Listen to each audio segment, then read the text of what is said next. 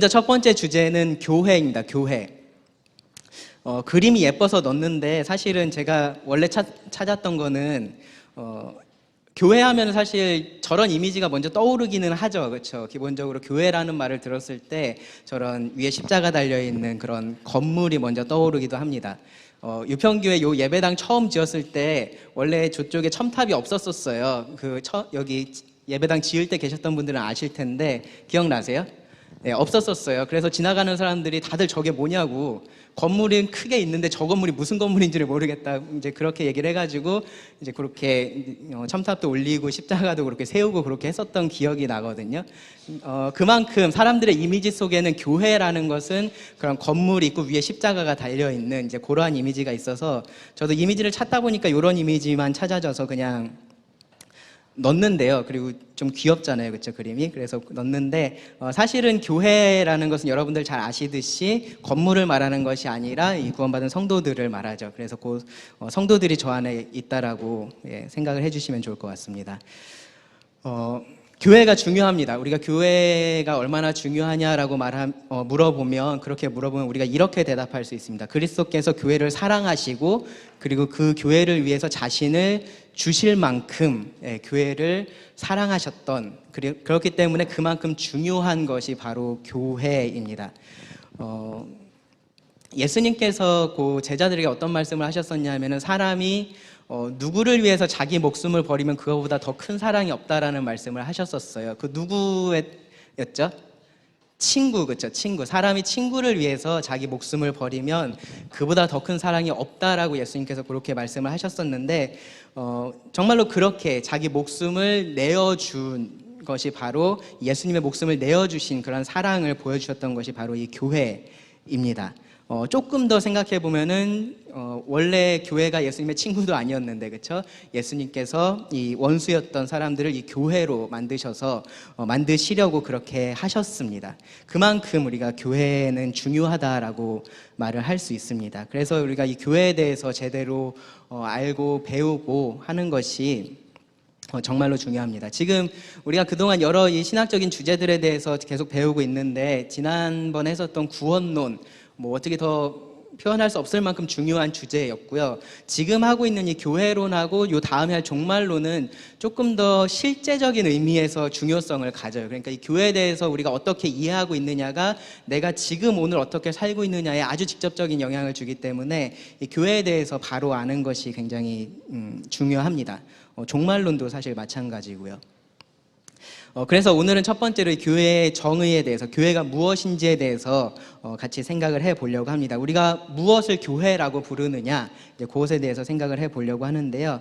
이 5가지로 나눠서 생각을 해보겠습니다. 교회의 본질이 뭐고, 그리고 생애라는 표현이 조금 뭐 그렇긴 한데 하여튼 교회의 생애, 언제 교회가 시작됐고 언제 끝이 나게 되는지 그 부분에 대해서, 그리고 교회와 비슷한 그 다른 것들과 이 교회가 어떻게 구분이 되는지, 그리고 교회의 종류라는 표현도 썩 마음에 들진 않는데 하여튼 우리가 교회의 좀 몇 가지 종류들, 혹은 교회를 구분할 수 있는 몇 가지 그런 기준들이 있어요. 그러한 것들을 가지고 교회를 좀 나눠보는, 어떠한 교회들이 있는지 좀 나눠보려고 하고요. 그리고 마지막으로 교회를 성경이 어떻게 표현하고 있는지, 좀 비유적인 표현들, 교회에 대한 표현들이 굉장히 많이 있습니다. 그래서 그 표현들에 대해서 거기까지 할 수 있으면 하도록 하겠습니다.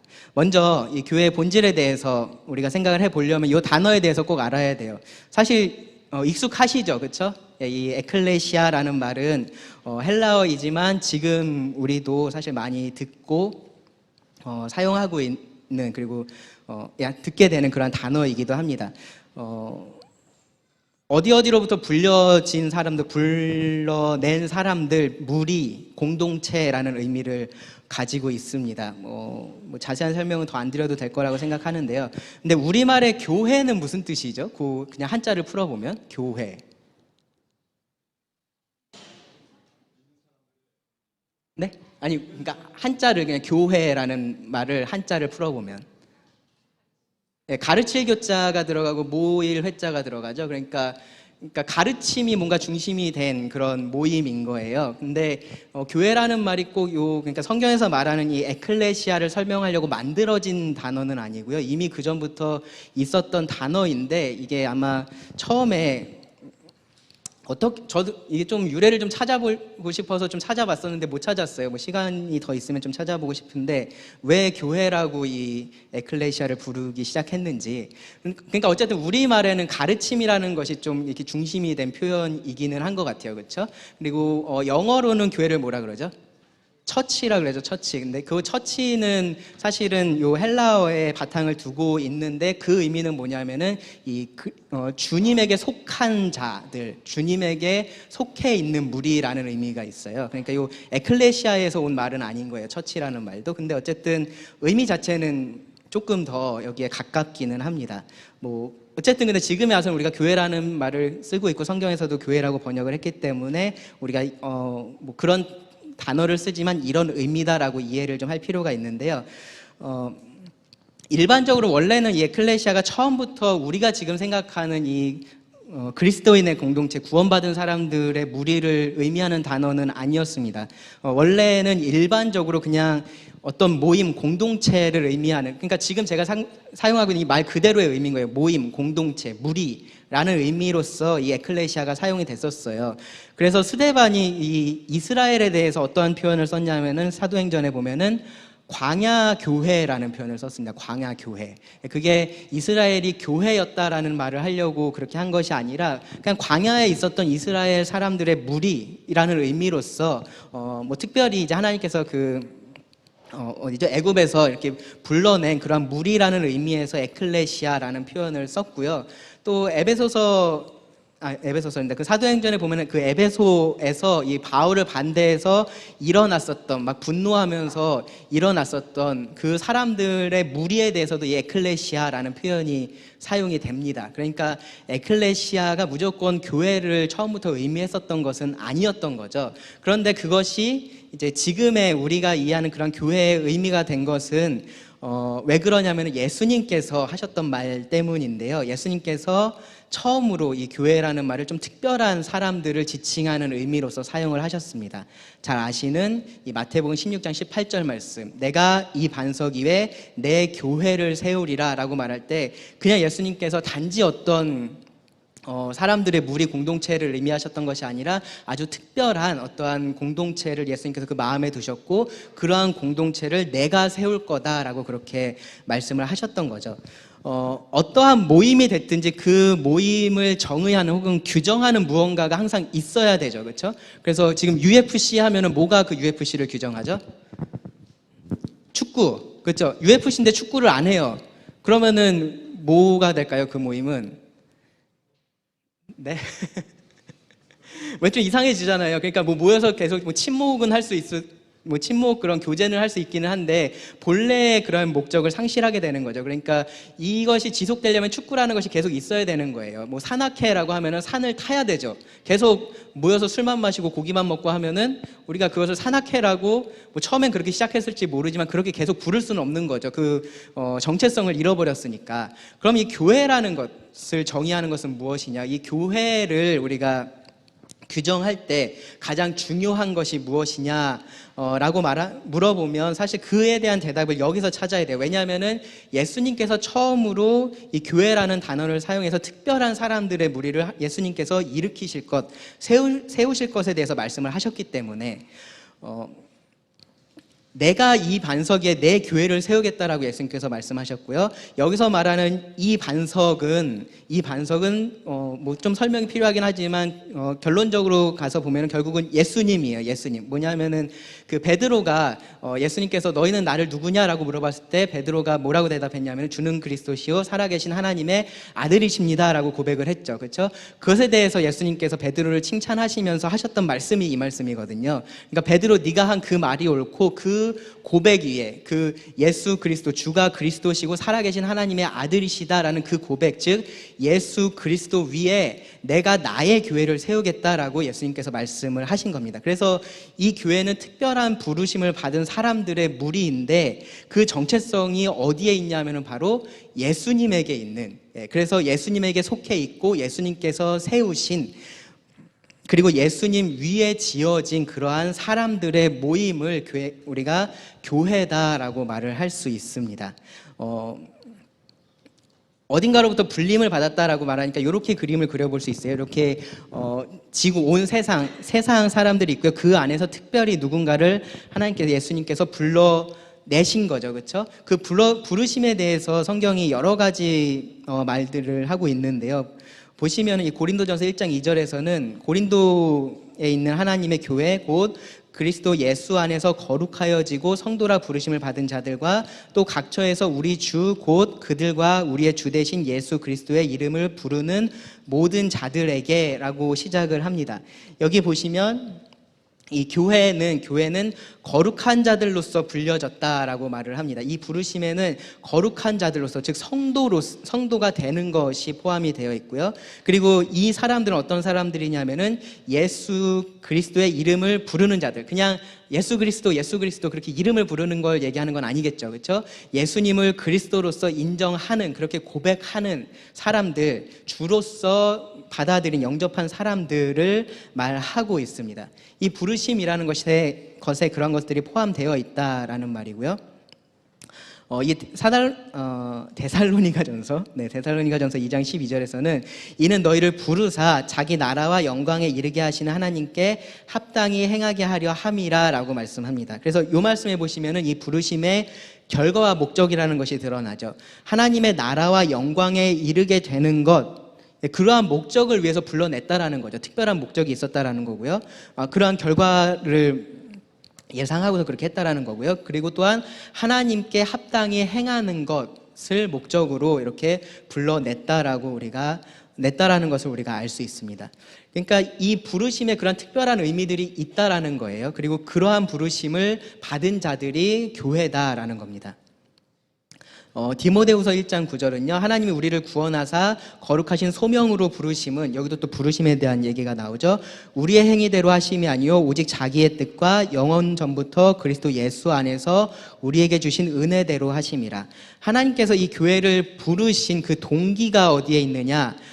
이 교회의 지체들, 이 각 사람들의 어떠한 행위, 이 사람들이 얼마나 잘했는지 그러한 것들에 있는 것이 아니라 하나님의 뜻, 하나님의 계획에 따른 것이었고, 그리고 하나님의 은혜대로 된 거다라고 그렇게 말씀하고 있습니다. 그러니까 이러한 것들이 이 교회를 특징 짓는 그러한 정체성이 된다라는 건데요. 좀 정리를 하면 이렇게 정리를 할 수 있어요. 교회라는 것은 세상으로부터 혹은 죄로부터 믿음을 통해서 창세전에 선택받아 지금 부르심을 얻고 영광의 기약을 얻은 자들이다. 네.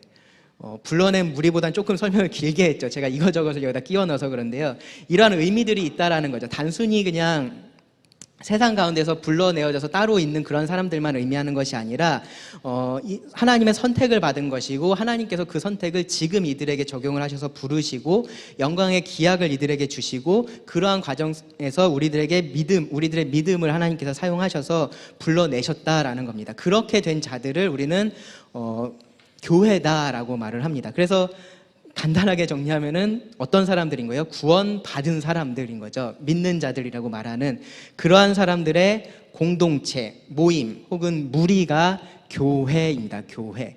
그러니까 교회라는 말 자체에 어떤 의미가 있는 거예요. 뭔가 함께 한다라는 의미가 있는 건 거죠. 뭔가가 그냥 한 사람 한 사람을 하나님께서 부르셨지만 우리들을 교회로서도 부르셨다라는 것을 우리가 꼭 알아야 돼요. 그러니까 우리가 이제 뒤에 가서도 이제 교회의 그런 종류에 대해서 말할 때 좀 더 얘기를 하게 되겠지만, 요즘에 이제 그런 경우들 많잖아요. 그러니까 하나님은 믿는데 교회는 안 나가는 사람들, 그렇죠? 예, 그러한 경우들이 많이 있잖아요. 근데 우리가 이 교회라는 말 자체의 의미를 생각해 본다면, 우리가 성도로서 부르심, 그러니까 우리 한 사람 한 사람이 그렇게 부르심을 받았을 뿐만 아니라 우리는 교회로서 함께 부르심을 받았다라는 것도 꼭 알고 있어야 합니다.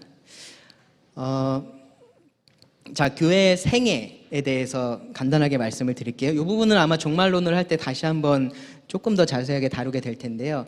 교회가 언제 시작됐냐? 사도행전 2장에서 시작이 되었습니다. 보시면 성령님께서 여기 이 땅에 오셨을 때 언제예요? 오순절이죠. 오순절. 오순절 때에 교회가 시작이 되었습니다.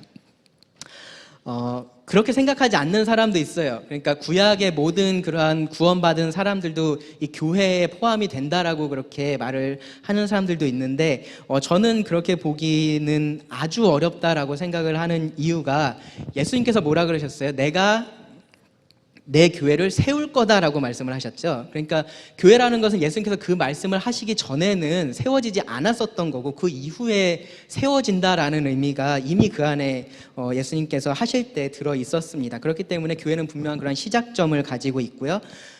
그 시작은 바로 성령님께서 이 땅에 임하셨던 그 오순절이라고 우리가 생각할 수 있습니다. 그때 교회가 시작이 되었고요. 그리고 교회가 계속해서 성장해 옵니다. 예수님의 말씀처럼 예루살렘의 복음이 선포되면서 그곳에서 많은 영혼들이 구원을 받아서 교회에 더해졌고요. 그리고 온 유다 지역에 선포가 되었고요. 사마리아 그리고 땅끝까지 이르러서 이 복음이 계속해서 지금까지 선포가 되고 있죠. 그렇죠? 그리고 지금도 계속해서 이 교회는 성장해 가고 있습니다. 구원받는 사람들이 계속해서 늘어나고 있다라는 거죠. 한 번 구원을 받으면 잃어버리진 않으니까 구원받은 사람의 숫자가 줄어들 수는 없겠죠. 그러니까 역사를 통해서 계속해서 이렇게 성장해 왔습니다. 교회가 그냥 마냥 이렇게 잘 성장만 해왔던 것은 아니에요. 계속해서 핍박을 받고, 뭐 지금도 우리가 계속해서 핍박을 받고 있는 그런 상황이지만, 교회는 어쨌든 이렇게 뭐라 그럴까요? 쇠하지 않았고 망하지 않았고 패배하지 않았고 계속해서 성장해 오고 있습니다. 지금도 그러고 있고요. 이 교회 시대가 종료되는 때가 있어요. 제가 처음에 교회의 종료라고 써야지 이게 앞뒤가 맞는 것 같은데 그렇게 쓸 수는 없어요. 왜냐하면 교회는 영원하니까, 그렇죠? 근데 교회 시대, 이 땅에서의 교회 시대는 종료되는 시점이 있는데 언제냐 하면은 바로 휴거될 때, 교회가 휴거될 때 이 교회 시대는 종료가 됩니다. 이 땅에서는요. 교회는 이제 그러고 나서는 어떻게 되는 거예요? 이제 하늘에서 이 신랑과 함께 그 어린 양 대신 예수님과 함께 있게 되고, 이 땅에 다시 재림할 때 함께 오게 되고요. 그렇게 해서 우리가 이 땅에 다시 교회로서 존재하게 되는 때는 있지만, 지금과 같은 모습으로 있는 것은 휴거 때까지가 바로 이 교회의 모습이다라고 우리가 생각할 수 있습니다. 이 종말론에 대해서는 나중에 종말론을 다룰 때 조금 더 자세하게 다루겠습니다. 그냥 교회가 언제 시작되었냐? 오순절 때. 언제 이 교회 시대가 끝날 것이냐? 휴거를 통해서 끝날 것이다. 그 정도를 좀 알고 계시면은 좋을 것 같습니다. 자, 그 다음에 이 구분해서 제가 좀 하고 싶은 얘기는 이 하나님의 나라와 이스라엘 그리고 이 교회의 관계에 대해서 좀 말씀을 드리고 싶은데요. 뭐 조금 그동안 교회 안에서 많이 못 들어보셨던 내용이실 수도 있고, 전에 저하고 하나님 나라에 비유하셨던 분들은 이 하나님 나라에 대해서 아마 들어보셨을 거예요. 근데 이제 그러지 않으셨던 분들은 조금은 그동안 들어보지 않았던 내용일 수도 있는데, 잘 들어보시면 이런 것들을 아는 것이 성경을 이해하는 데 도움이 되겠구나라는 것을 좀 아실 수 있을 거라고 생각을 합니다. 첫 번째로 이 하나님 나라와 교회의 관계. 성경에 보면 하나님의 나라라는 표현이 있고, 뭐 천국이라는 표현도 있고요. 혹은 왕국이라는 표현도 쓰긴 하는데, 왕국이 사실 좋은 말인데 좀 쓰기가 그래요. 네. 네, 좀 다른 이유 때문에 좀 쓰기가 그렇게 됐는데, 어쨌든 하나님의 나라, 하나님의 왕국에 대한 왕국과 이 교회의 관계에 대해서 우리가 좀 생각을 해볼 필요가 있습니다. 자, 하나님의 나라라고 하면은, 네, 보이시죠? 하나님의 나라라고 하면은 기본적으로 하나님께서 다스리시는 나라, 하나님께서 다스리시는 그 영역을 의미를 합니다. 그 다음에 보시면 우주적인 왕국과 중보적인 왕국이 있다라고 제가 써놨는데, 우주적인 왕국이라고 말하면 뭐 우주에 있는 왕국을 말하는 게 아니라, 하나님께서는 모든 것에, 우리가 볼 수 있는 모든 것, 혹은 우리가 보지 못하는 모든 것의 왕이시죠. 맞나요? 네, 하나님은 이 지구에만 왕이 되시는 것이 아니라 저 태양도 다스리는 분이시고, 다른 모든 별들, 이 우주의 모든 것들, 그리고 보이지 않는 천사들까지도 하나님께서는 다스리시는 그러한 분이시죠. 그렇죠? 그러한 의미에서 하나님은 왕이십니다. 그래서 그래서 성경에서 보면은 이 하나님을 왕으로서, 특별히 시편에서 그러한 말씀들이 자주 나오는데, 하나님을 왕으로서 표현할 때 온 세계의 왕이시다, 온 우주의 왕이시다라는 그런 표현들을 쓰는 게 실제로 그렇기 때문이에요. 하나님께서 모든 것들을 만드셨고 그러한 주권을 가지고 계십니다. 왕으로서의 그러한 권리를 가지고 계십니다. 그렇기 때문에 하나님께서 원하시는 대로 하실 수 있습니다. 이것은 우리가 뭐 이해하기 그렇게 어렵지 않아요. 근데 성경에 보면 이 중보적인 왕국이라는 개념이 있어요. 그렇게 중보적인 왕국이라는 표현이 있는 것은 아니지만 이 중보적인 왕국이라는 개념이 있습니다. 뭐냐면은 하나님께서 일반적으로 모든 것들의 왕이시지만 이 땅에는 하나님께서 어떠한 중간에 매개체를 통해서 이 땅에 그러한 하나님의 주권을 실현하시는 그러한 모습들을 우리가 찾아볼 수가 있어요. 어디서 처음에 찾아볼 수 있어요? 가만히 생각해 보시면 하나님께서 창조하셨을 때 이 땅의 모든 것들을 만드시고 마지막에 누구를 만드셨죠? 사람을 만드셨죠. 그렇죠? 사람을 만드시고서 하나님께서 하셨던 얘기가 뭐예요? 그 사람들에게? 네? 생육하고 번성하고 땅에 충만하고 그리고 다스리라죠. 다스리라. 그렇죠? 다스리라. 그러니까 하나님께서 이 땅을 다스리시는 궁극적인 왕이시고 주인이신 것은 맞는데 하나님께서 이 지구에 대해서는 인간을 통해서, 그러니까 인간이라는 그런 중보자 혹은 매개체를 통해서 다스리시겠다라고 말씀을 하신 건 거예요.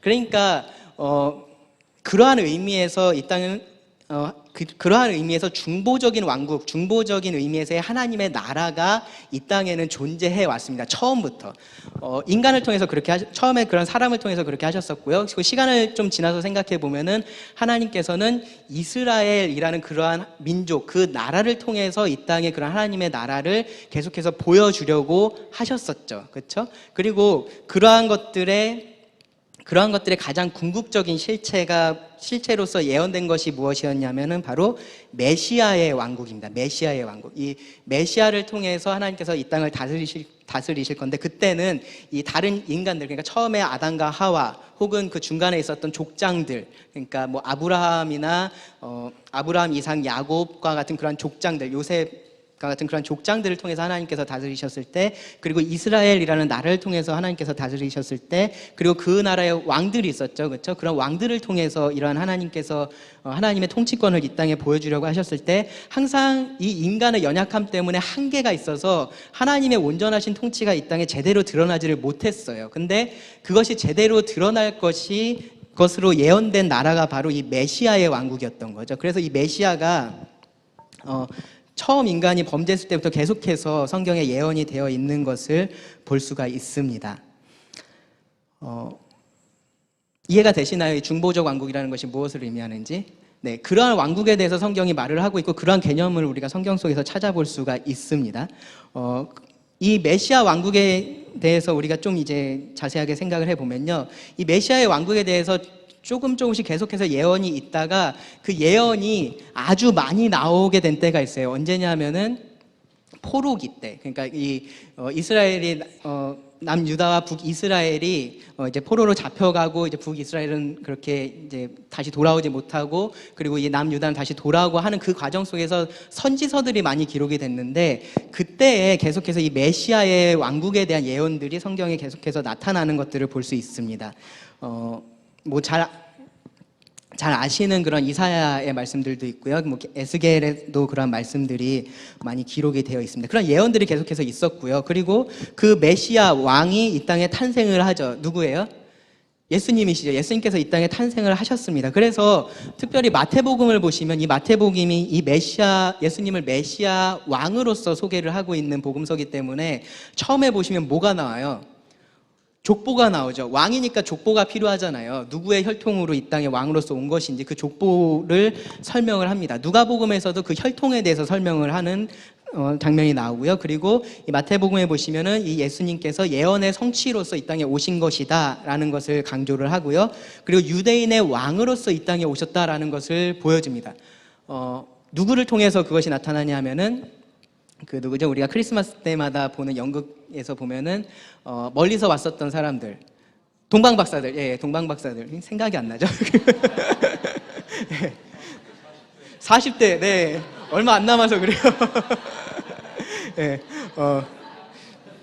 동방박사들, 그렇죠? 예.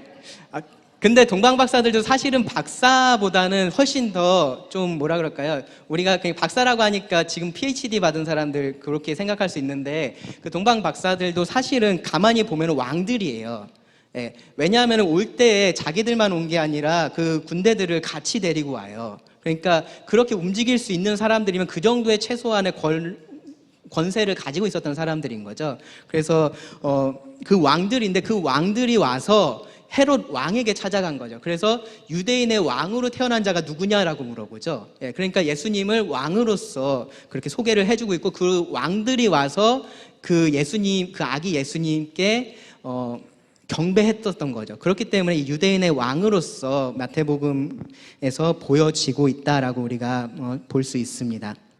그리고 누가복음에서 보시면은 이 예수님께서 이스라엘을 구원하실 거고 이스라엘을 통치하실 거고 이제 그러한 것이 예수님의 탄생과 관련해서 기록된 것도 우리가 살펴볼 수 있습니다. 그래서 예수님의 탄생은 왕의 탄생으로 기록이 되어 있어요. 그러니까 이것이 그냥 단순히 한 아기가 태어나서 왕이 된 것이 아니라 왕인 아기가 태어난 거죠. 그렇죠? 그래서 그 왕인 아기가 태어나서 이제 어떠한 일이 벌어질 것이냐 사실은 복음서 초반에 이렇게 만약에 아무것도 모르는 상황에서 그것을 자세하게 읽어보면은 그런 기대감을 이렇게 주기에 충분한 그러한 내용들이 기록이 되어 있습니다. 그리고 그 왕이 와서 뭐라고 선포를 했냐면은 회개하라, 왕국이 가까웠다, 이 천국이 가까이 왔다, 하나님의 나라가 가까이 왔다라고 선포를 한 거예요. 이 메시아의 왕국이 하나님께서 그동안 계속해서 예언하셨던 그 메시아의 왕국이 이제 가까이 왔고 그렇기 때문에 너희들에게 필요한 것은 회개하는 거다 라고 그 얘기를 예수님께서 하신 거죠. 근데 문제가 뭐였냐면은 그 백성들이 거절했죠. 예, 회개하기를 거절했습니다. 어떤 식으로 거절했냐면은 이 왕의 전령, 누구예요? 왕의 전령으로 온 사람.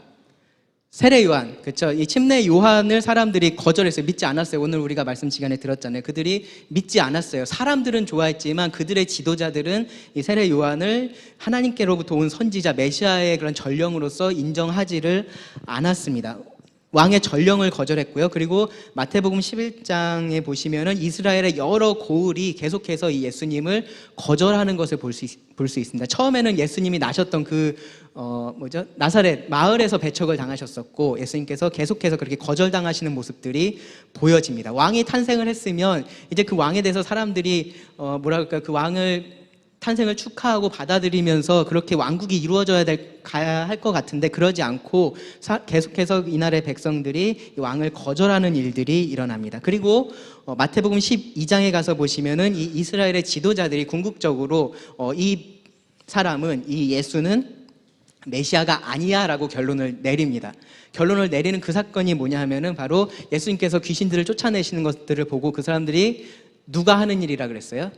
저것은 귀신의 왕 바알세불을 힘입어서 하는 거다라고 결론을 내렸죠. 저것은 하나님께로부터 온 것이 아니라 귀신을 통해서 온 것이다라고 그들이 결론을 내렸고 그것이 마태복음 12장이에요. 그리고 마태복음 13장에 가시면 그때부터 예수님이 이 하늘나라에 대해서, 하나님 나라에 대해서 말씀을 하시는데 뭐로 말씀을 하세요? 비유로. 비유로 말씀을 하셔서 이제 이 하나님 나라에 대한 비밀을 감추시죠. 그러니까 그 전에도 예수님께서 비유로 말씀하기도 하셨었어요. 근데 그때의 비유는 이해를 돕기 위한 비유였다라고 하면은 이때에 예수님께서 주셨던 이 하나님 나라에 대한 비유들은 정말로 그들에게 있어서, 믿지 않는 자들에게 있어서는 이 하나님 나라의 비밀을 감추는 역할을 했었습니다. 그렇게 이 백성들이 예수님을 거절했고요.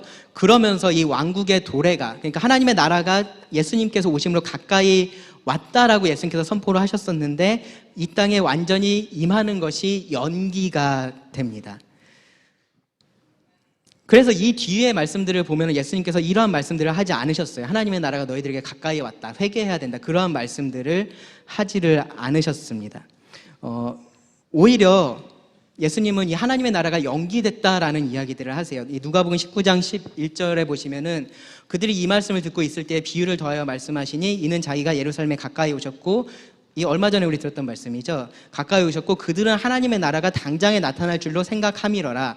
그러니까 사람들은 지금 하나님의 나라가 당장에 나타날 것처럼 그렇게 생각을 하고 있었는데 오히려 예수님은 뭐라고 그러셨던 거예요? 그것이 아니다라고 말씀하시면서 이어지는 그 문화, 문화의 비유를 말씀하시죠. 그러면서 이 왕이 떠날 거고 떠났다가 다시 돌아와야 된다. 왕권을 가지고 돌아와야 한다라는 말씀을 하시죠.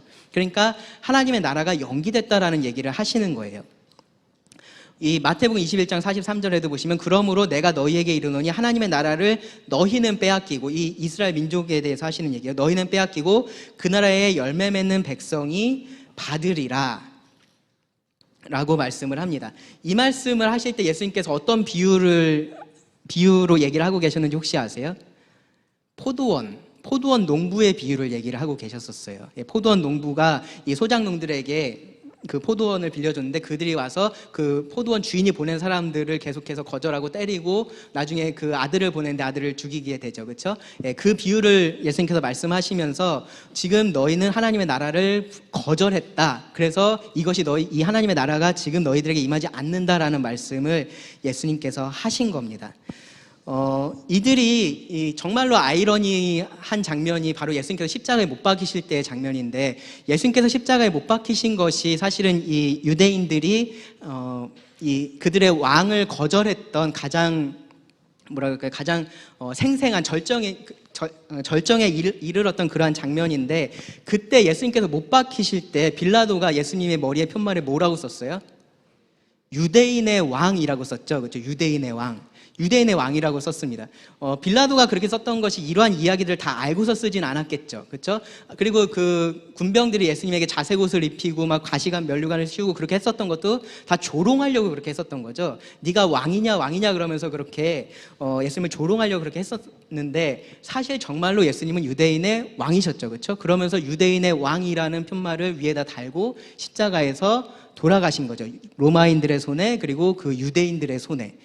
유대인들이 정말로 자신들의 왕을 거절했다라고 하는 아주 생생한 장면이 거기에 그들은 몰랐지만 사실은 그 안에 있었던 겁니다. 그들이 그들의 왕을 십자가에 못 박음으로써 너는 우리의 왕이 아니야 라고 그렇게 최종적인 결론을 내렸습니다. 그러면서 이 하나님 나라가 연기되었습니다. 그러니까 연기됐다라는 말을 들으시면 그래? 그럼 뭐지? 하나님이 계획을 세웠는데 그게 잘 안 됐다는 건가? 뭐 그런 생각들이 혹시 드실 수 있는데 그렇지는 않습니다. 하나님의 계획이라는 것이 뭐 망하거나 그렇게 변경되거나 그러지 않는다라는 것 우리가 잘 알고 있습니다. 이 메시아가 오면은 메시아가 거절당할 것이다라는 것은 사실 하나님께서 이미 구약에서 예언하셨던 그러한 부분입니다. 연기됐고요. 그러니까 아예 이 땅에 하나님의 나라가 그러니까 메시아의 왕국이 임하지 않게 된 것이 아니고 연기됐습니다. 다시 이 땅에 임할 건데요. 언제냐면은 그 왕이 재림할 때, 지금은 하늘에 계신 그 메시아 그리스도 예수님께서 다시 이 땅에 오실 때에, 그때에 이 성경에서 말하고 있는 그 하나님의 메시아의 나라, 하나님의 나라가 이 땅에 온전한 모습으로 드러나게 될 것입니다. 그때에 이 교회가 같이 이 땅에 와서 예수님과 함께 다스리게 될 것에 대해서 성경은 말하고 있습니다. 흥미로운 것은 저 재림의 때에 대해서 예수님께서 말씀을 하시면서 그때 언급하셨던 거예요. 무화과 나무의 비유를 말씀하시면서 너희가 무화과 나무를 보면서 그러한 시절을 분별하는 것처럼 너희가 이러한 것들을 보면은 하나님의 나라가 가까이 온 줄 알아라라고 말씀을 하셨어요. 그러니까 언제냐면은 바로 그 대환란 기간을 말씀을 하신 건데, 그런 환란 기간이 되면은 왕이 다시 올 때가 됐다는 것을 알아라입니다. 그러니까 예수님께서 처음 이 땅에 오셨을 때 천국이 가까이 왔다라고 선포를 하셨었고, 이 백성들이 거절했을 때 그 나라가 연기돼서 그 이후로는 예수님께서 천국이 가까이 왔다라는 얘기를 안 하셨는데, 그 표현이 다시 등장한 것이 언제냐면은 바로 교회가 휴거되고 나서 이 땅에 환란이 임할 때, 그리고 왕의 재림이 가까웠을 때에, 그때가 되면은 하나님의 나라가 가까이 온 줄 알아라라고 예수님께서 말씀을 하신 겁니다. 그때가 되면 이 땅에 이 중보적인 하나님의 나라가 온전한 모습으로 실천이 될 겁니다. 유대인들이 오해했던 건 이거였어요. 하나님의 계획은 이랬지만 하나님의 계획은 이렇게 왕의 초림과 재림이 나눠져 있었고 그 중간에 백성들의 거절이라는 것이 있었는데, 유대인들은 이렇게 생각을 했었던 거죠. 그러니까 뭐 초림 재림이라는 생각도 없었고 왕이 오는 것만 그들은 생각을 하고 있었고, 그들이 메시아를 기다리고 있었기 때문에 왕이 오면 당연히 그들은 받아들이고 영접하고 우리가 그 나라의 백성이 돼서 이 땅을 다스릴 거다라는 생각을 유대인들은 하고 있었던 겁니다. 그런데 그들에게 나타났던 메시아가 그들이 원했던 모습과 달랐을 때 그들이 거절했었던 겁니다. 그럼 이것이 이제 유대인들이 기대했었던 하나님의 나라에 임하는 것인데, 이것이 이제 하나님께서 계획하신 하나님의 나라의 모습이라면, 그렇다면 이 왕국의 도래가 연기되고 그리고 왕이 다시 와서 이 천년 왕국이 시작되는 그 중간에는 그럼 하나님의 나라는 이 땅에 없는 거냐? 라는 질문이 생기죠. 하나님의 나라가 이 땅에 도래하는 것이 연기됐고 나중에 그것이 시작될 거면 지금 그럼 이 땅에는 하나님의 나라라는 것은 없는 거냐? 그렇지는 않습니다. 하나님의 나라가 지금도 여전히 이 땅에 존재를 합니다. 예수님께서 이 하나님의 나라가 연기된 이후에는 어떠한 말씀을 하셨냐면은 이 하나님의 나라가 볼 수 있게 임하는 것이 아니다라는 표현을 쓰셨어요. 그리고 이미 너희 안에 있다라는 표현을 예수님께서 사용을 하셨습니다. 누가복음 17장에 나오는 말씀이고요. 그러니까 즉 지금 이 땅에 하나님의 나라가 있는데 너희가 생각하는 것처럼 그렇게 눈에 보이는 하나님의 나라가 아니다라는 얘기를 하신 거예요. 그러면서 마태복음 13장에 나오는 그 하나님 나라의 비유들을 여러분들이 가만히 생각해 보시면 이 하나님의 나라는 밭에 감추인 보물과 같다 그랬고, 그리고 좋은 진주와도 같다라고 말씀을 하고 있는데요. 근데 모든 사람들이 그것을 다 알고 그 하나님 나라에 들어가지는 않아요. 어떤 사람은 그것을 받아들이지만 어떤 사람은 그것을 거절한다라고 말씀을 합니다. 이 하나님 나라에는 곡식도 있고 가라지도 섞여 있습니다. 그렇다면은 우리가 생각하고 있는 그런 온전한 하나님의 나라의 모습하고는 좀 다르죠. 그렇죠? 마태복음 13장에서 말하는 하나님의 나라의 모습은 우리가 생각하는 그런 모습하고는 달라요. 그럼 이 하나님의 나라가 무슨 나라냐? 바로 지금 이 땅에서 우리에게 보이지 않게 있는 영적인 하나님의 나라에 대해서 예수님께서는 말씀을 하신 겁니다. 지금 하나님의 나라가 이 땅에 있고요. 그래서 그 영역은 구원받은 자들, 이 구원의 영역이다라고 우리가 말할 수 있습니다. 그래서 이 거듭나야지만 하나님 나라에 들어갈 수 있다라고 예수님께서 말씀을 하시고, 너희가 회개하고 돌이켜서 어린아이와 같이 돼야 된다라는 그러한 말씀들도 예수님께서 하셨어요. 이 나라의 백성이 되려면 이러한 영적인 준비가 필요했었던 겁니다. 자신의 의로 이 나라에 들어갈 수가 없고요. 오직 그리스도의 의로 이 나라에 들어갈 수가 있습니다. 여전히 자신의 이 주권을 가지고 있으면서 이 나라에 들어갈 수가 없고, 이 하나님의 주권을 인정하는, 이 그리스도의 주권을 인정하는, 왕권을 인정하는 자들만이 이 나라에 들어갈 수 있고, 그리고 이 나라의 시민으로서의 특권을 가지고 있습니다. 이것이 지금 이 땅에 있는 하나님의 나라예요. 보이지는 않지만 영적인 의미에서의 하나님의 나라, 이 구원의 영역이 이 땅에 있습니다. 하나님의 통치가 미치는 그러한 범위가 분명히 이 땅에 있습니다. 근데 그러한 일들을 지금 하나님께서 무엇을 통해서 하고 계시냐? 바로 교회를 통해서 하고 계시다라는 겁니다. 지금 하나님께서 이 땅에 하나님의 나라를 보여주시는 것은 이 교회를 통해서 그렇게 하고 계십니다. 그래서 예수님께서 이 교회를 세우시겠다라고 말씀을 하실 때 또 그 바로 뒤에 하셨던 말씀이 이 교회가 무엇을 가지고 있다라고 말씀하셨냐면은 천국 열쇠를 가지고 있다라고 말씀을 하셨어요. 천국 열쇠를. 그러니까 이 하나님의 주권을 이 그리스도의 왕권을 이 땅에 있는 교회에게 위임하신 거죠. 그렇죠? 그래서 이 땅을 하나님께서 지금 교회를 통해서 이 땅에 하나님의 나라를 보여주고 계시다라고 우리가 말할 수 있습니다. 예수님께서 마지막에 승천하시기 전에 하늘과 땅의 모든 권세를 아버지께서 나에게 주셨다라고 그렇게 말씀하시고, 제자들에게 너희는 가서 모든 족속으로 제자를 삼아 아버지와 아들과 성령의 이름으로 세례를 베풀고 내가 너희에게 분부한 모든 것을 가르쳐 지키게 하라라고 하시고, 그 뒤에 뭐라 그러셨어요? 볼지어다 내가 세상 끝날까지 너희와 항상 함께 있으리라. 그냥 너희 힘들 때 내가 같이 있어줄게, 그런 얘기가 아니라 하늘과 땅의 모든 권세를 아버지께서 이 예수님에게 주셨는데 그 예수님께서 이 교회와 함께 하시겠다라고 얘기를 하신 거예요. 그러니까 이 땅에서의 하나님 나라를 선포하는 것, 하나님 나라를 나타내는 것, 그 역할을 지금 교회를 통해서 예수님께서 하고 계시다라는 겁니다. 그러한 의미에서 이 교회와 하나님의 나라가 아주 밀접하게 관련이 되어 있습니다. 지금 이 땅에 하나님의 나라가 어떠한 것인지 보여주고 있는 통로, 그리고 유일한 통로가 뭐라는 거예요? 바로 교회다라는 겁니다. 교회. 그러니까 사람들은 교회를 보면서 하나님의 나라라는 것이 저런 것이구나. 그리스도의 통치라는 것이 저러한 것이구나라는 것을 교회를 통해서 보게 된다라는 거죠. 그러니까 우리가 이 교회가 이 하나님의 말씀의 기초에서 이 교회의 모습을 우리가 다듬어가고 만들어가고 하는 것들이 계속해서 필요한 것이, 그러지 않으면 세상이 볼 때에 하나님의 나라에 대해서 어떻게 생각을 하겠어요? 하나님의 나라도 결국 이 땅의 나라하고 별반 그렇게 다른 게 하나도 없구나. 저 안에도 그냥 사람들이 자기 거 가지려고 싸우고 서로 자기 욕심 채우려고 하고 결국 하나님의 나라라는 것 아무것도 아닌 거구나라는 생각을 하게 되겠죠. 그렇죠? 왜냐하면 지금은 하나님께서 이 교회를 통해서 하나님의 나라를 나타내고 계시기 때문입니다.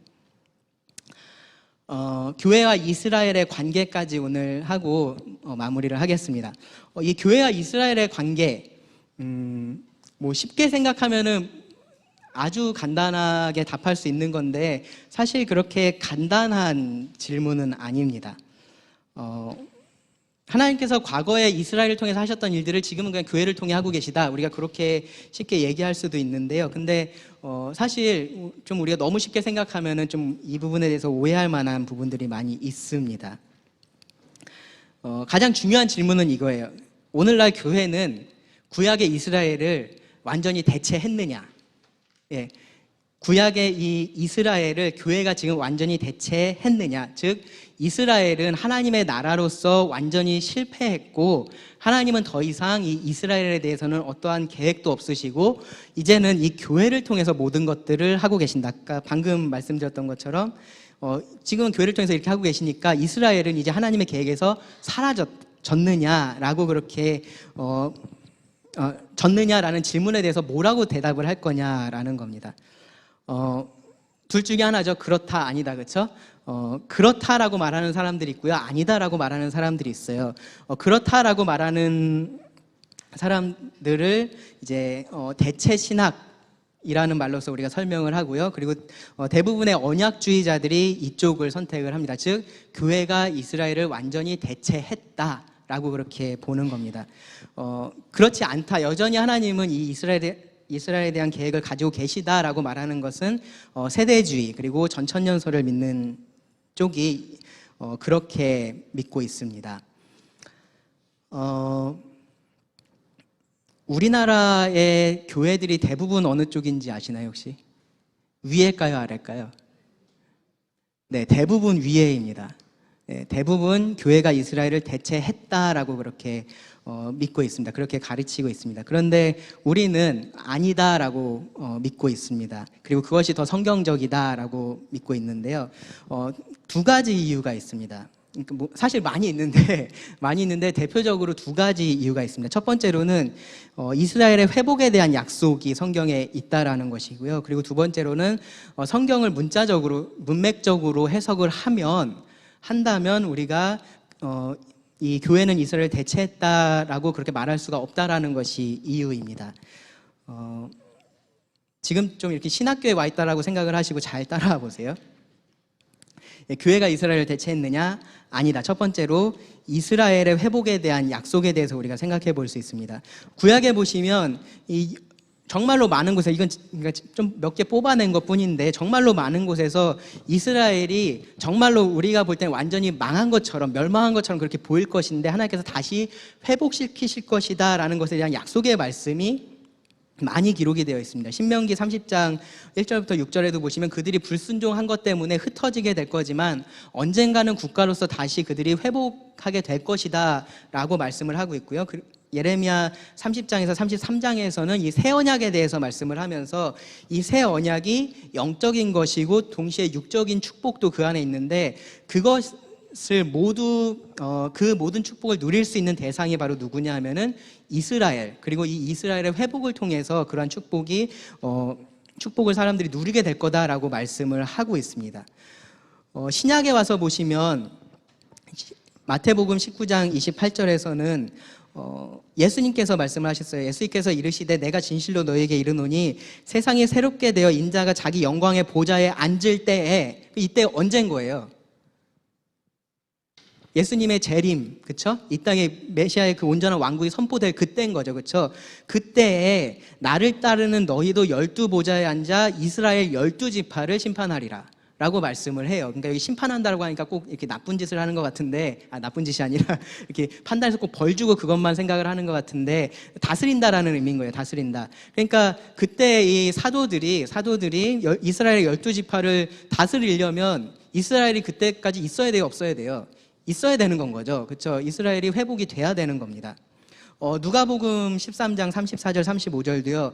그 말씀해 보시면은 예수님께서 너희가 지금은 너희가 지금은 나를 거절하고 그것 때문에 너희가 황폐하게 되고 그렇게 될 것이지만 너희가 주의 이름으로 오시는 이를 찬송하리로다 할 때까지 그렇게 될 거다라고 얘기를 하세요.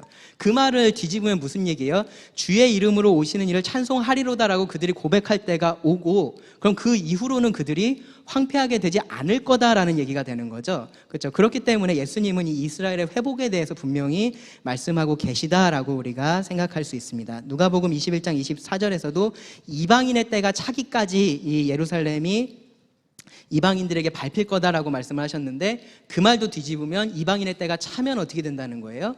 더 이상 그렇게 되지 않는다라는 말이 됩니다. 사도행전 1장 3절부터 7절, 이것도 좀 흥미로운 건데 뭐냐면은 예수님께서 부활하시고 나서 제자들에게 보이실 때 예수님께서 하나님 나라에 대해서 제자들에게 가르치셨어요. 그때 제자들이 와서 예수님에게 뭐라고 물었냐면은 지금 이스라엘을 회복할 때가 지금입니까? 라고 그렇게 물어봤어요. 그렇죠? 만약에 이스라엘이 회복되지 않을 거면 예수님께서 뭐라 그러셨을까요?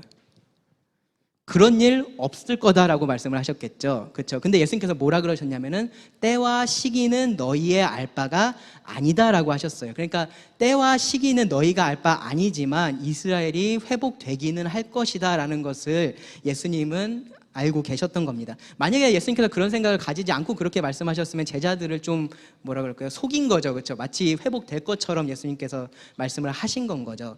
근데 그렇지 않다라고 우리가 생각한다면 예수님도 이 이스라엘이 회복될 것이다라고 말씀을 하셨습니다. 이 예레미야 31장 말씀을 보시면요.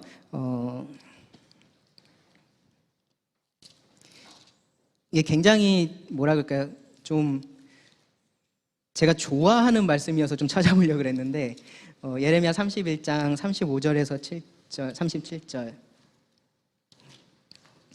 새 언약에 대한 말씀이 기록된 그런 말씀인데요. 여기서 보시면 하나님께서 이 이스라엘이라는 국가가 영원할 거다라는 말씀을 하실 때 이렇게 표현을 하세요. 구약 1102페이지 정도에 있고요. 예레미야 31장 35절입니다. 보시면 이렇게 말씀하셨어요. 여호와께서 이와 같이 말씀하셨느니라. 그는 해를 낮에 빛으로 주셨고, 그가 누구죠? 하나님이시죠. 예, 하나님이 해를 낮에 빛으로 주셨고 달과 별들을 밤의 빛으로 정하셨고 바다를 뒤흔들어 그 파도로 소리치게 하나니 그의 이름은 만군의 여호와니라. 이러한 일들을 하시는 분이 하나님이시다라는 거죠. 36절에 보시면 이 법도가 내 앞에서 패할진데, 이게 무슨 말이에요? 만약에 해가 낮에 빛이 안 되고 달과 별이 밤에 빛이 안 되고 라는 말인 거죠. 하나님께서 이것들을 정하셔서 그렇게 행하시는데 그러한 일들이 더 이상 일어나지 않게 된다면 이란 얘기인 거예요. 그러면 이스라엘 자손도 내 앞에서 끊어져 영원히 나라가 되지 못하리라. 여호와의 말씀이니라. 이해가 되세요? 네. 만약에 지금 여러분들이 해가 더 이상 뜨지 않고 달이 더 이상 여러분 눈에 보이지 않는다면, 뭐 미세먼지 때문에 안 보이고 그런 거 말고 실제로 그게 여러분 눈앞에서 사라져서 더 이상 우리가 볼 수 없게 되고 그렇다라면은 이스라엘이라는 나라가 더 이상 회복되지 않을 거다라고 믿어도 된다라는 얘기인 거예요. 근데 그러지 않는 이상 이 이스라엘이라는 나라는 하나님 앞에서 영원한 나라가 될 거다라고 하나님께서 말씀을 하신 건 거죠. 예, 그렇다면 어떻게 이스라엘에 대해서 하나님께서 더 이상 아무런 계획도 가지고 계시지 않다라고 우리가 말할 수 있겠느냐라는 것이 첫 번째 이 대체 신학에 대한 우리의 반론입니다. 사실 이것이 그런 역사의 흐름하고도 사실 관련이 좀 있어요. 그러니까 이스라엘이 막 엄청 망한 것 같고 그럴 때는 대체 신학이 아주 잘 많이 받아들여졌었어요. 왜냐하면 완전히 망한 것 같았으니까, 그렇죠? 근데 이스라엘이 다시 주권을 회복하고 나라의 모습을 갖추기 시작하면서 이제 그것에 대한 약간의 반론들이 계속해서 일어나기 시작했고, 이제 지금은 이제 저도 언제였더라? 그때 한번 모임에 한번 갔었었는데 그때도 그러니까 언약주의를 믿는 자들이 이스라엘의 회복에 대해서 우리가 말해야 된다라고 그렇게 말하는 모임에도 갔었거든요. 그러니까 이런 것들도 약간씩 그러한 뭐라 그럴까요? 역사의 흐름이나 그런 것에 따라서 조금씩 사람들의 생각이 왔다 갔다 하긴 하지만, 근데 우리가 성경의 말씀을 기초해서 봤을 때 분명히 이 이스라엘의 회복에 대해서 우리가 말할 수 있다라고 할 수 있습니다. 두 번째로 성경의 문자적인 혹은 문맥적인 해석인데요. 이 대체 신학을 이야기할 때 대부분 어떤 식으로 접근을 하냐 하면은 이 신약에서 교회라는 교리가 드러났고 그렇기 때문에 이 신약의 관점을 통해서 구약을 다시 해석을 해야 한다라는 이야기들을 해요. 근데 우리가 점진적인 계시를 이야기할 때는 그 본래 계시의 의미를 바꿔서 나중에 나온 계시가 원래의 의미를 흐리거나 그렇게 하지 않는다라고 우리가 말을 해야 되고요. 좀 중요한 것은 그 다음 건데요. 이스라엘이라는 그 표현이 교회를 의미한 경우가 성경에는 없습니다. 가장 그렇게 많이 좀 생각하는 구절이 저 두 구절인데요. 로마서 9장 6절하고 갈라디아서 6장 16절 보면은 이스라엘에게서 난 그들이 다 이스라엘이 아니다라고 말하니까 이 민족적인 이스라엘 말고 다른 이스라엘이 있는 것처럼, 즉 그 다른 이스라엘을 이제 교회라고 생각을 하는 건데 있는 것처럼 그렇게 들리고, 그리고 갈라디아서 6장 16절도 하나님의 이스라엘이다라는 표현이 있으니까 그러면은 하나님의 이스라엘이 아닌 다른 이스라엘이 있고 이 하나님의 이스라엘이 있는 거 아니냐. 즉 하나님의 이스라엘이 아닌 다른 이스라엘은 민족적인 이스라엘, 그 예수님을 거절한 이스라엘이고 하나님의 이스라엘은 교회를 말한다. 이제 그렇게 보는 관점인데요. 이 두 말씀을 문맥적으로 잘 해석을 해보면 여기서 말하는 이스라엘은 말 그대로 이스라엘을 의미를 하지 교회를 의미하지는 않습니다. 그런데 어떤 이스라엘을 의미하냐면은 예수님을 믿고 구원받은 이스라엘 민족들, 그러니까 그러니까 유대인들을 의미를 합니다. 그래서 이스라엘에게서 난 그들이 다 이스라엘이 아니라 그 중에서 믿는 예수 그리스도를 메시아로 받아들인 참된 이스라엘이 있다라는 얘기를 사도 바울이 한 것이고, 갈라디아서 6장 16절에서도 이 하나님의 이스라엘이라고 말하면서 이 유대인들, 이방인들, 그러니까 할례를 받아야지 구원을 받는다라고 믿고 있었던 그 그러한 거짓 가르침이 갈라디아 교회에 이렇게 전파가 됐는데 그것을 거절했었던 이방인들이 있고, 그리고 그것을 거절했었던 유대인들이 있었던 거죠. 그 유대인들에 대해서 바울은 하나님의 이스라엘이다라고 그렇게 표현을 했습니다. 그리고 그 아래 나온 거는 뭐냐면요, 베드로전서 2장 9절 10절이나 로마서 9장 24절에서 36절 말씀을 보면 이 이스라엘에게 적용됐던 표현들이 교회에 사용이 된 것을 볼 수 있어요. 베드로전서 2장 9절 너희는 택하신 족속이요 왕같은 제사장이요라는 그런 표현들이 이것이 이스라엘에 대한 표현인데 교회에 쓰고 있으니까 그럼 이 교회가 이스라엘이 된 거다. 이제 그렇게 보는 건 거죠. 근데 꼭 그렇게 생각할 것이 아니다라는 겁니다. 이스라엘에게 사용된 용어가 교회에 사용된다고 해서 교회가 이스라엘이 되는 건 아닌 거죠. 왜 근데 그렇게 둘 다 사용이 됐겠어요? 둘 다 비슷한 면이 있으니까 그렇게 사용이 된 거죠. 하나님의 백성으로서 유사한 면이 있기 때문에 그렇게 사용이 된 거지, 그렇다고 해서 교회가 이스라엘이 된 것은 아니다. 그 아래도 마찬가지예요. 교회가 아브라함의 자손이라고 해서 이스라엘이 되는 것은 아니다. 아브라함의 자손이라는 표현도 사실 여러 가지로 사용이 됩니다. 그렇기 때문에 이 성경을 우리가 문자적으로 해석을 한다면 이 교회가, 그러니까 이스라엘이라는 말이 교회를 의미했었던 적은 없다라고 말을 할 수 있습니다. 혹시 이 부분에 대해서 조금 더 궁금한 분들이 계시면 찾아오시면 좀 더 자세하게 말씀을 드릴게요. 교회가 이스라엘 대체했느냐? 아닙니다. 두 가지 때문에 그렇습니다. 이스라엘의 회복에 대한 약속과 그리고 성경의 문자적인 해석 때문에 그렇습니다.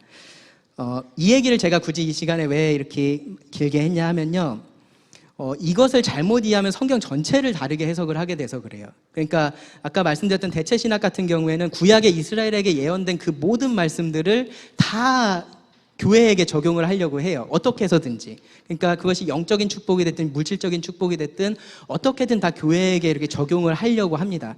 그렇게 하려면 성경을 어떻게 해석해야 되냐면은 비유적으로 해석을 하든지, 혹은 이것은 우화적으로 해석을 하든지, 혹은 아예 그냥 말도 안 되게 해석을 하든지, 그래서 그 봉은사에 가서 땅 밟기 하고 이제 그러한 것들이 힘을 얻는 거죠. 왜냐하면은 그렇게 하라라고 명령을 하셨고 그것이 교회에게 적용이 된다라고 그렇게 말을 할 수가 있게 되니까요. 그래서 그렇게 성경 해석에 있어서 많은 문제들을 가져오기 때문에 우리가 이 부분에 대해서 분명히 잘 구분해서 알아야 한다라는 말씀을 드리고요. 다음 주에 이어서 하겠습니다. 기도하고 마치겠습니다.